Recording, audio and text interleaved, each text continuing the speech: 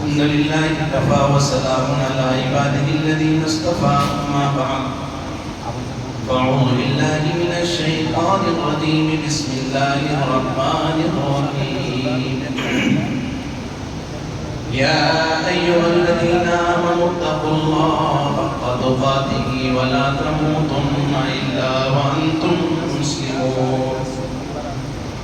وقال النبي صلى الله تعالى عليه وسلم إن أعظم النكاح بركة ليس له مولى وكما قال عليه الصلاة والسلام وقال النبي صلى الله تعالى عليه وسلم أعلنوا هذا النكاح وجعلوه في المساجد أو كما قال عليه الصلاة والسلام صدق الله مولانا العظيم وصدق رسوله النبي الكريم ونحن على ذلك لمن الشاهدين والشاكرين والحمد لله رب العالمين وہ دانائے سبل ختم الرسل مولائے کل جس نے وہ دانائے سبل ختم الرسل مولائے کل جس نے غبار راہ کو بخشا فروغ وادی سینہ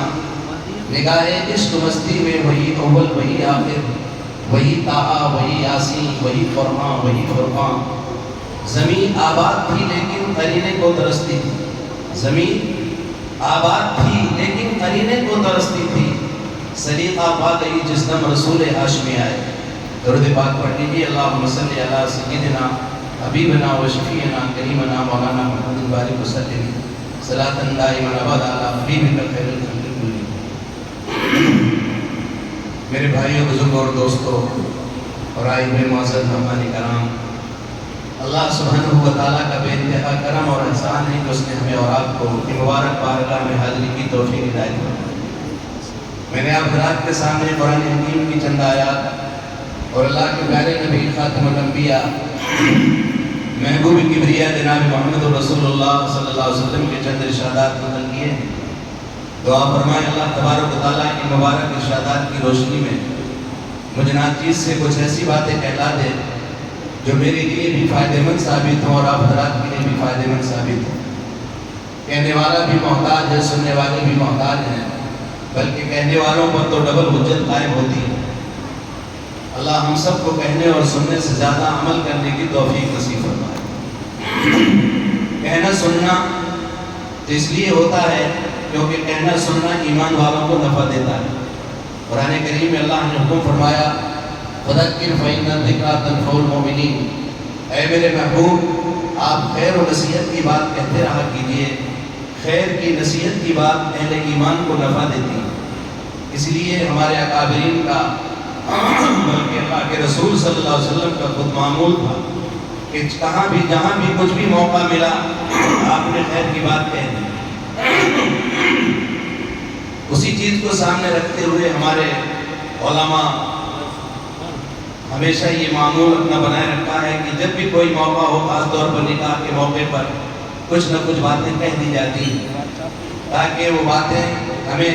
عمل پر ابھارنے کے لیے کافی ہو۔ معلومات تو سب کو ہے،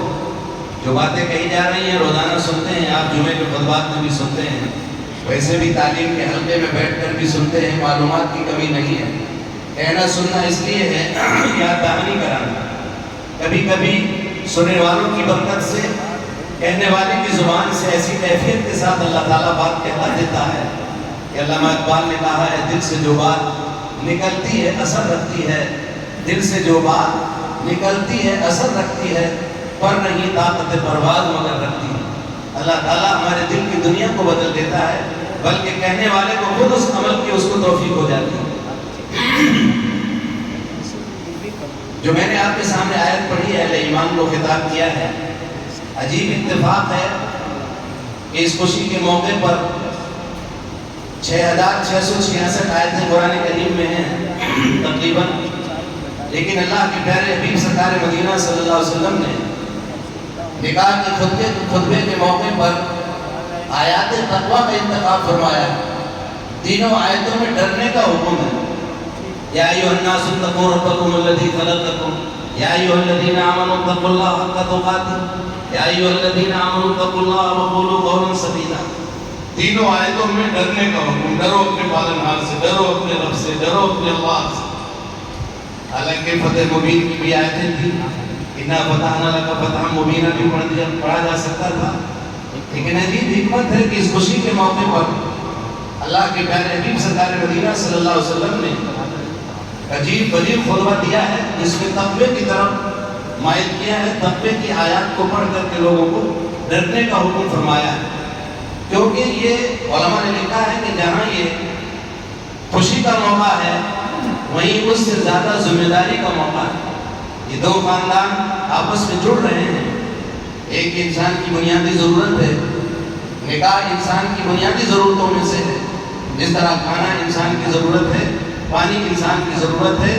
اسی طرح ایک مرحلے میں پہنچ کر کے نکاح بھی ایک انسان کی بنیادی ضرورت ہے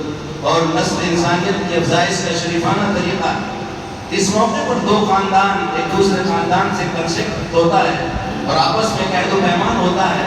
اس عہد و پیمان کے موقع پر لڑکی والے بھی ہوتے ہیں، لڑکے والے بھی ہوتے ہیں، پوری زندگی کا ایک معاہدہ ہوتا ہے کہ زندگی کی آخری سانس تک ہمارے اس نکاح کے بندھن کو کوئی طاقت توڑ نہیں سکتی۔ آج یہ گڈی گڈے کا کھیل نہیں ہے، بلکہ لڑکی اس بات کو سمجھ کر کے آج جب وہ اجازت لینے جائیں گے لوگ تو اجازت دے گی پورے سوجھ بوجھ کے ساتھ کہ آج میں اس گھر کو چھوڑ کر کے جہاں میں 20 سال پلی ہوں یا 18 سال میری خدمت ہوئی ہے، آج اس دہلیز کو چھوڑ کر کے ان تمام محبتوں کو قربان کر کے آج ایک نئے خاندان میں جا رہی ہوں، آج اس شخص کے ساتھ اپنے پلو کو باندھ رہی ہوں اور یہ سمجھ کر کے کہ اب میرا اصل گھر وہ ہوگا، یہاں میں بطور مہمان کے آؤں گی اور میری دنیا وہاں نئی دنیا آباد ہوگی، اس خاندان میں مجھے جانا ہے۔ ایسا نہیں ہے کہ ابھی چونکہ خاندان کے اتنے لوگ جمع ہوئے ہیں اور اتنے لوگ کہہ رہے ہیں تو بیٹی ابھی تم کہہ دو، اس کے بعد اگر تمہاری منشا نہ ہو تو دیکھا جائے گا، ایسا نہیں ہے۔ اس لیے اللہ کے پیارے حبیب صلی اللہ علیہ وسلم نے اس عہد و پیمان کے موقع پر یہ آیتوں کا انتخاب فرمایا، ان آیتوں کا جس میں اللہ سے ڈرنے کا حکم فرمایا کہ یہ ایسا عہد و پیمان ہے کہ دنیا کے سامنے دکھانے کے لیے ہم اپنی باتیں کر سکتے ہیں، آپ اپنی باتیں بیان کر سکتے ہیں۔ اللہ نے خود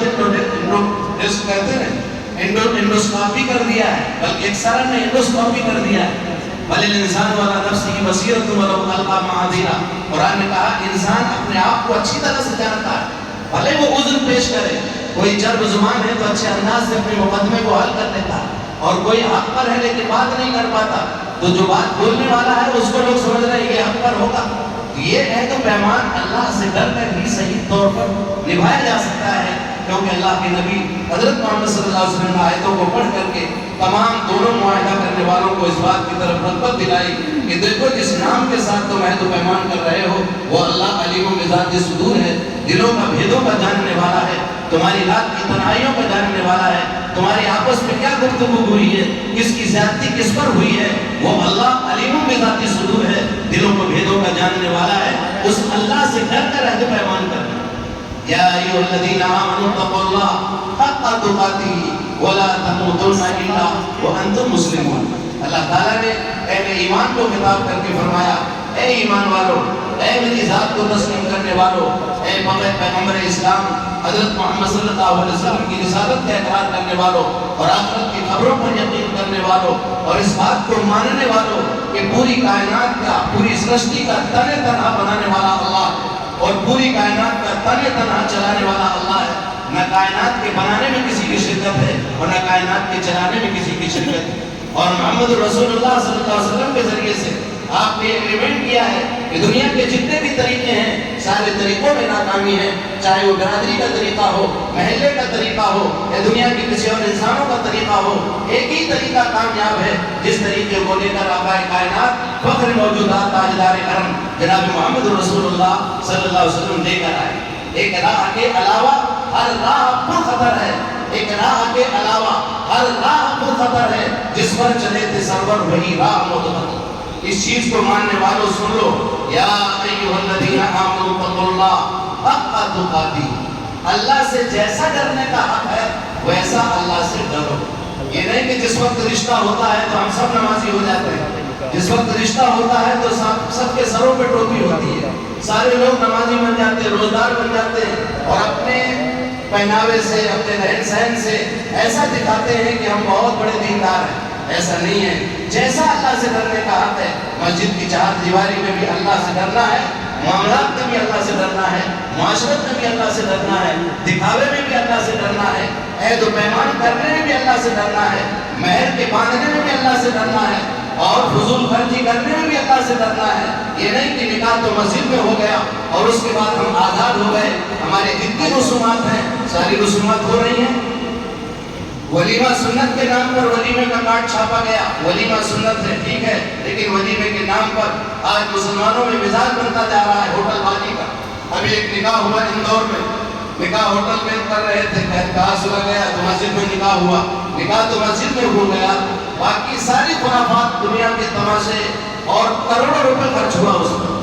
ایک کروڑ کی شادی, 2 کروڑ کی شادیاں مسلمانوں میں ہو رہی ہیں. صرف ہوٹل 7 لاکھ 2 دن کے لیے 7 لاکھ کا ہوٹل, 10 لاکھ کا ہوٹل بک کرایا جا رہا ہے. ہوٹل کا عجیب فیشن چل پڑا ہے. میرے بھائیوں, یہ ہوش مندی کا وقت ہے. بے فکری سے اپنی نگاہوں کو کھولو, فکر مندی سے بے فکری کے دور کو چھوڑ کر کے فکر مندی کے دور میں قدم رکھو. اس وقت اپنے مال کو ضائع کرنے کا وقت نہیں ہے, اس وقت اپنے مال کی حفاظت کرنے کا وقت ہے. اس مال اور جان کی حفاظت کر کے یہ مال ہمارا غریبوں کے کام آ جائے. یہ مال ہماری کتنی بچیاں بیٹھی ہوئی ہیں اور ہماری کتنی غریب بچیاں جن کے ہاتھ پیلے اس لیے نہیں ہو رہے کہ ان کے پاس مال نہیں ہے اور ہم کروڑوں کی دولت دکھاوے میں لٹا رہے ہیں. اس لیے اس ولیمے کو سنت کی حد تک اور فضول خرچی سے اپنے آپ کو پاک کرتے ہوئے ہمیں شادی کے تمام احکامات جتنے ہیں, چاہے وہ نکاح کی مجلس ہو, چاہے وہ ولیمہ ہو, کوئی بھی مسئلہ ہو, لیبل سنت کا دے کر کے خرافات سے اپنے آپ کو ہمیں بچانا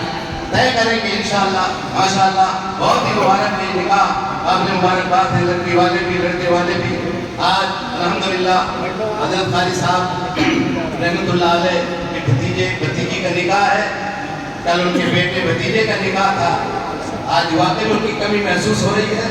اللہ تعالیٰ ان کی مغفرت فرمائے, جنت الفردوس میں اعلیٰ مقام عطا فرمائے. ان کے سامنے رشتہ طے ہو گیا تھا, آج وہ رشتے کی تکمیل ہو رہی ہے. آج گریب پارک کی جامع مسجد میں نے جمعے میں بیان میں کہا, ان کا ذکر کیا کہ میرا آنا وہاں ہوا. ہمارے مولانا صاحب بھی تشریف لائے, ہم لوگ دونوں لوگ یہاں آئے. قاری صاحب سے تعلق تھا اور وہ بہت صاف ستھری بات کرتے تھے. دیکھو یار, میں زیادہ لفڑے وفڑے نہیں پالتا ہوں, تم لوگ آ جانا, بس تم لوگوں کو آنا ہے, اس میں تم لوگ آنے بس یہی دعوت کی. ماشاءاللہ پھر عزیز مندر صلی اللہ علیہ وسلم کا بھی فون گیا, حالانکہ اس وقت مدرسے کے داخلے شروع تھے, مولانا پہلے تشریف لے آئے تھے, میں آج ہی حاضر ہوا ہوں. اللہ تعالیٰ ان کو کروٹ رحمت نصیب فرمائے. متقی آدمی تھے, پرہیزگار آدمی تھے. میں نے گرین پارک کے لوگ افسوس کر رہے تھے, رو رہے تھے بیٹھے کہ آپ نے قاری صاحب کے بارے میں, تو میں نے کہا 50 لوگوں کو حج کروایا انہوں نے,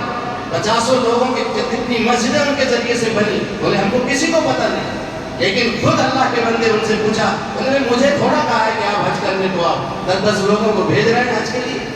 اللہ تعالیٰ نے ان کو بڑا تقویٰ نصیب فرمایا تھا. میں بھی حج کے لیے گیا, وہاں گیا, جب وہاں اس شیخ سے ملاقات ہوئی تو انہوں نے تعریف کی 90 سال کی عمر کہ شیخ نسیم رجل صالح, شیخ نسیم رجل صالح ہے, سلم علیہ سلام کثیرا, بہت زیادہ ان کو زیادہ سلام کہنا آپ, رجل صالح رجل صالح, ان سے اچھا آدمی میں نے نہیں دیکھا. یہ شیخ تصدیق کر رہے تھے, جو ان کے